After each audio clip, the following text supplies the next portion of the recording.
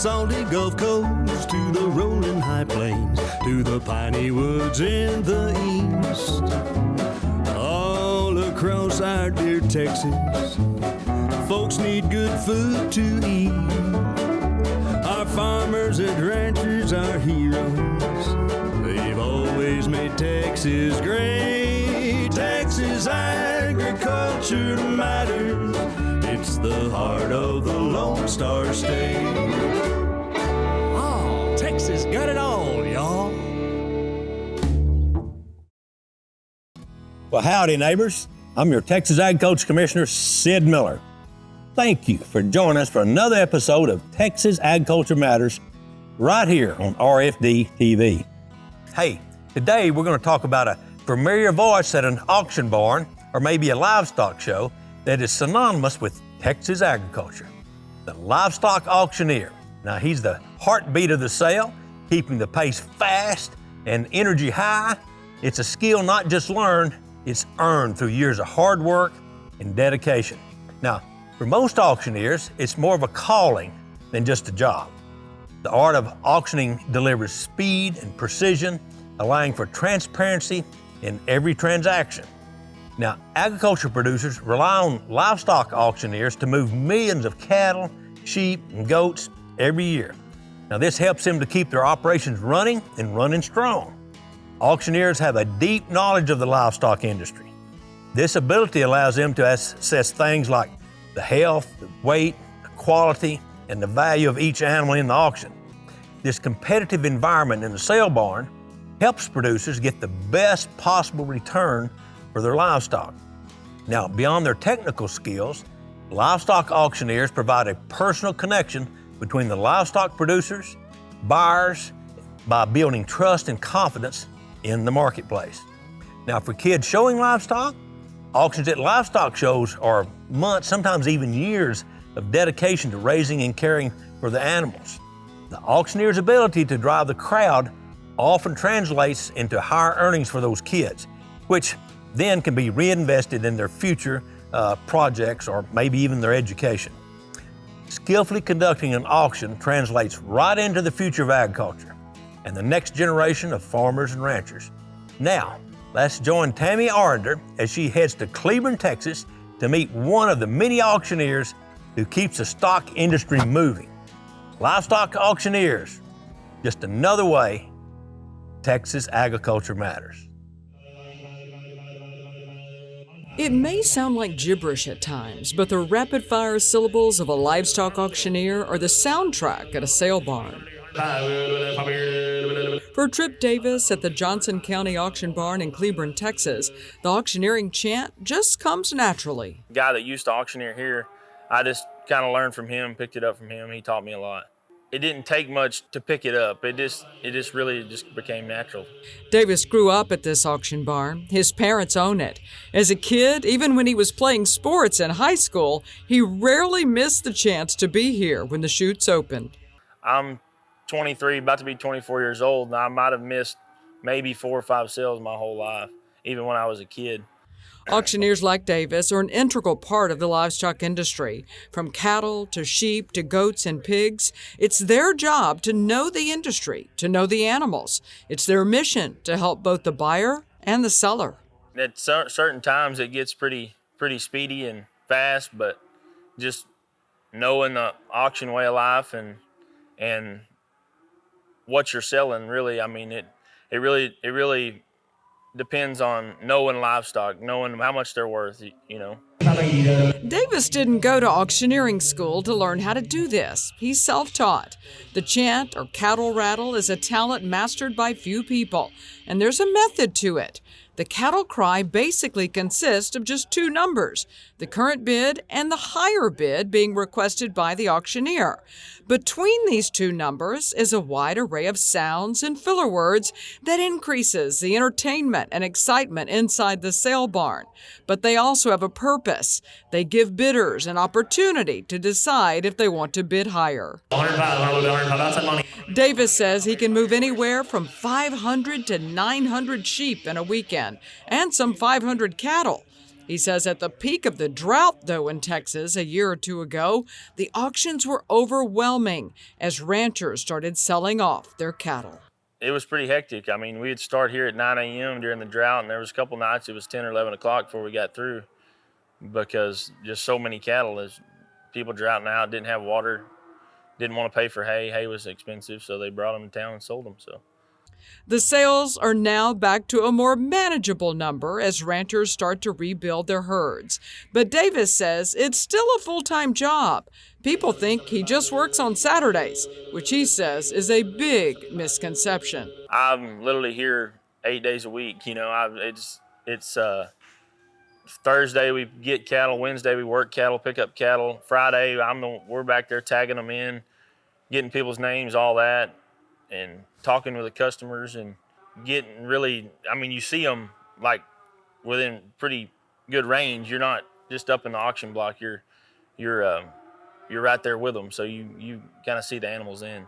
A lot of people don't understand that that it's a full-time job. It's not 1 or 2 days a week. My phone rings 24 hours a day. You never know, whether it's people bringing in cattle or the truckers picking up cattle for somebody. They're liable to show up at 2 o'clock in the morning. Well, if they have a question, you have to answer it, especially if it's during the week, not really during business hours. You have to answer it and you have to talk to people. Some auctioneers have spotters helping them find bidders, but Davis doesn't, meaning he is doing the cattle cry and keeping a keen eye on bidders looking for their next investment, keeping the livestock industry alive and well. I'm Tammy Arender for Texas Agriculture Matters.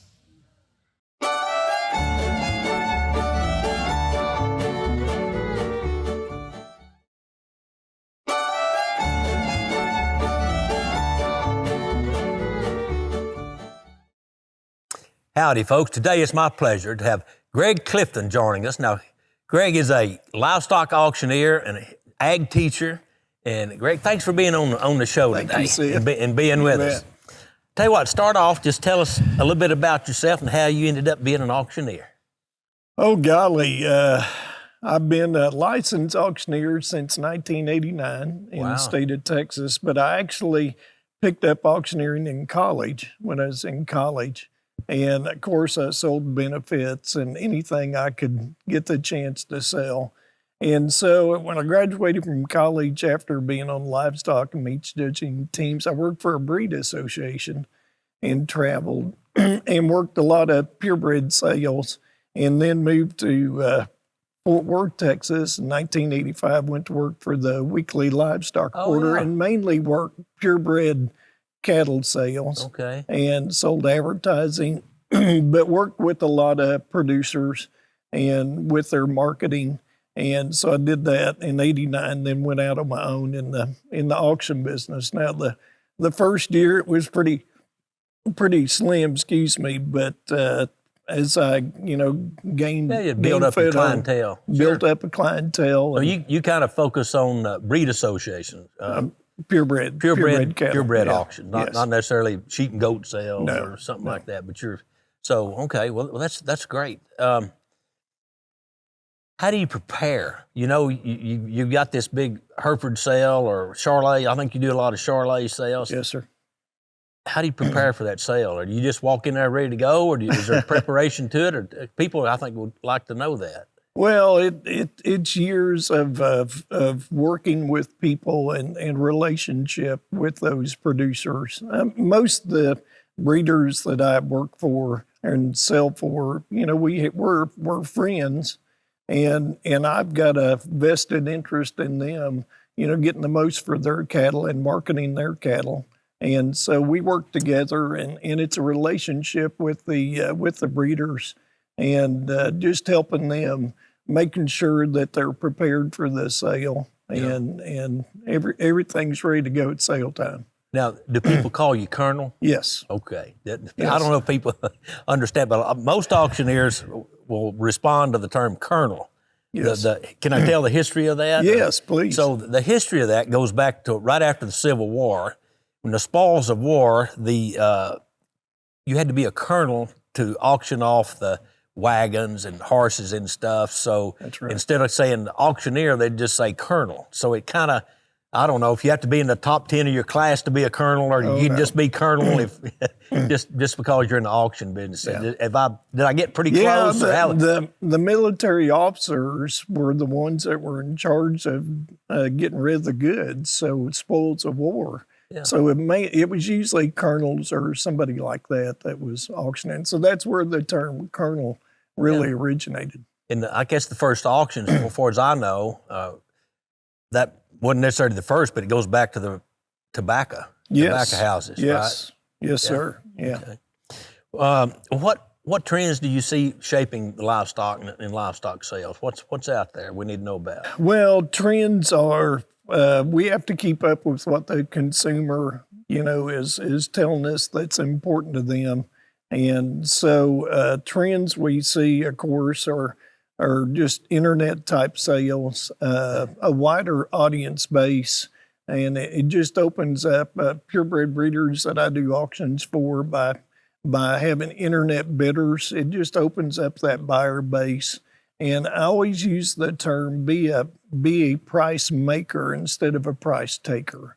And so competitive bidding with more people appraising what you're selling means more money for the producer. And that's how we work together. But internet technologies, definitely shaped the auction industry and changed it quite a bit.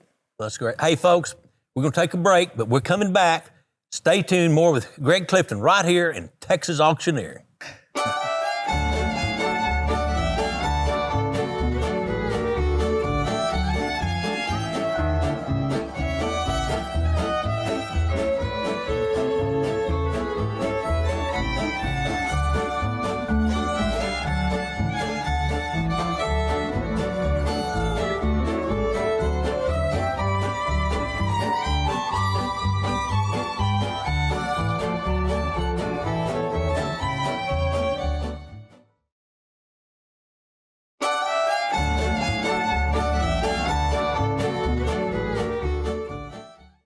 Well, welcome back to Texas Agriculture Matters. I'm your host, Texas Agriculture Commissioner Sid Miller. Hey, let's continue our talk with the livestock auctioneer, Greg Clifton. Now, what are some of the biggest challenges as an auctioneer? What are some of the biggest challenges you see in marketing livestock? What's out there we need to know about? Well, it kind of plays hand in hand with the producer input cost. I mean, the cost of travel, fuel, airfares. I travel all over the United States, and so with that, you gotta kind of budget and plan early and make sure that you got all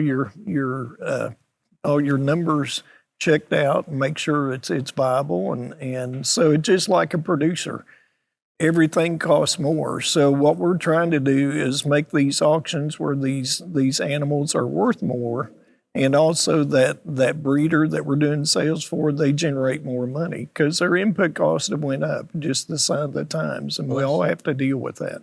That's very interesting. So there's probably people out there wondering, how do you just do that? I mean, how can someone become an auctioneer? What advice would you give somebody that would be looking to, make this a profession? Well, I would concentrate on a field of auctioneering. There's a lot of different types of auctioneers. Like what? Well, there are antique real estate auctioneers. There's just a plethora of different type of auctioneers out there. I've concentrated in on the purebred side of auctioneering. Specialized. But there's, yes, very specialized. The auction barn auctioneers, they're tremendous, and they're really good at what they do, selling by the pound. We sell seed stock by the head, and it's a little different. And so you kind of zero in on what you're interested in. So a young auctioneer, if he's interested, I would always say get with a seasoned auctioneer. Don't give up your day job. Yeah. But get some experience. Work your way into go to auction school. Sure. And then with that, if you find that you kind of get a foothold. You find out if you got it or not. Well, probably. if you get a foothold, then, there's a chance you can quit your day job and you can auctioneer full time.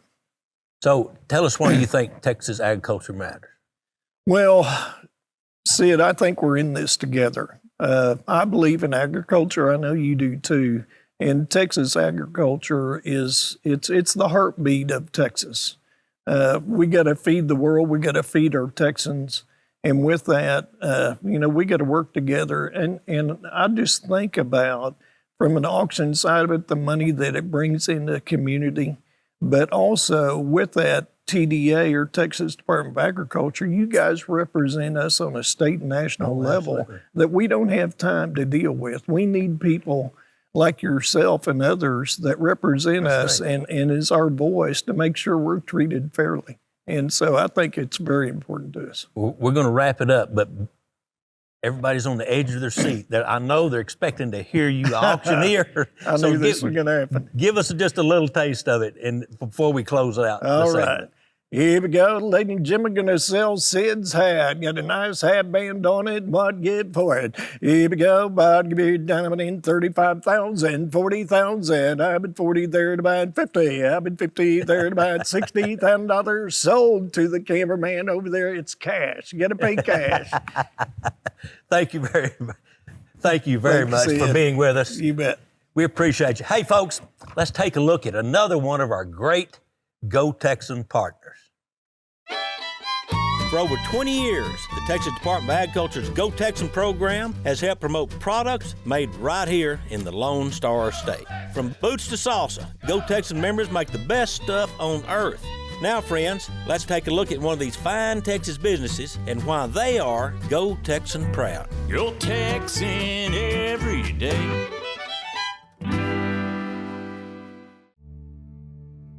Born and raised here in Texas, we were really proud to be a family-owned and operated business here in Texas. We started milking 50 cows back in '93, and over the years, my parents and us brothers, we've slowly grown it to where we are now at 5,000 cows milking. We realized that glass bottle before we started was a great option to put our milk in.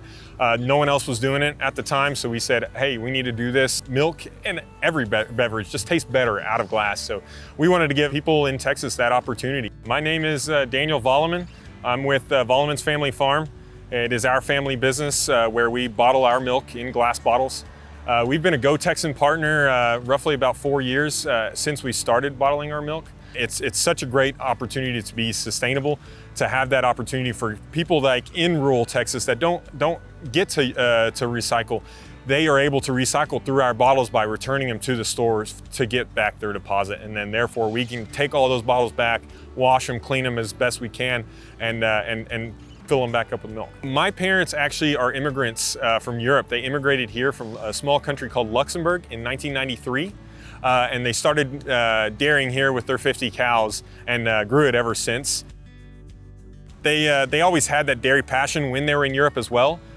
Their family and their families before them, all the way, we can trace it back to the 1800s, that our family has always been some way in the dairy industry. So it's just been in our blood, it's been in our passion, and we've just all shown to really enjoy it and love what we do.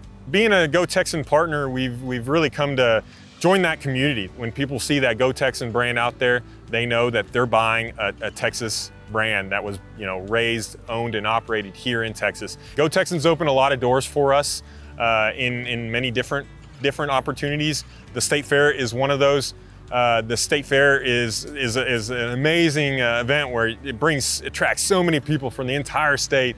It's truly cool to be there, and being able to sample our products at the Go Texan booth among the other Texan products there is truly fun, because you have all these people come to you, they get to talk to you, we get to tell them our story, and they're just incredibly interested where their food is coming from. So not only the State Fair, it's been other events too that Go Texan has opened those doors for us. We really love to do new things and to get out there. So we're really looking forward to the future for our different products and just new things that are going to come out. So people just, if they want to just follow along, see the exciting news. Our marketing team does a great job on releasing new things almost weekly. We're out there. We're very vibrant on our social media. We love to post different pictures of the farm here, or of our bottling process, or just our fans too. So if any of our fans have great great pictures with our bottles, anything fun like that, send them in, and we love to repost that kind of stuff. Once again, my name is Daniel Volleman with the Volleman's Family Farm, and we are Go Texan Proud. Go Texan every day.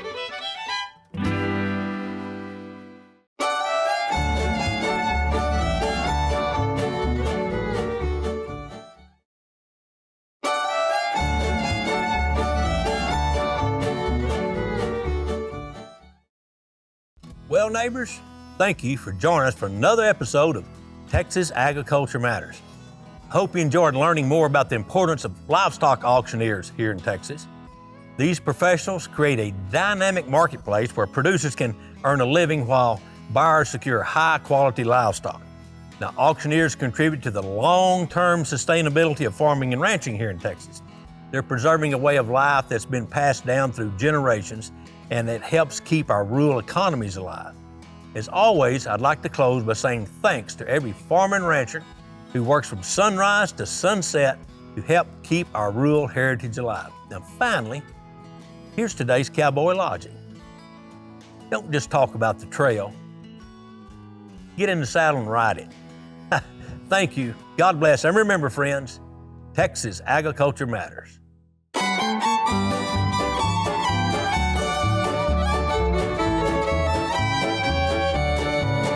From the salty Gulf Coast to the rolling high plains, to the piney woods in the east, all across our dear Texas, folks need good food to eat.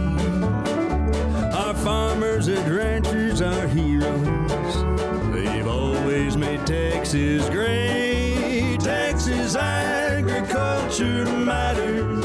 It's the heart of the Lone Star State.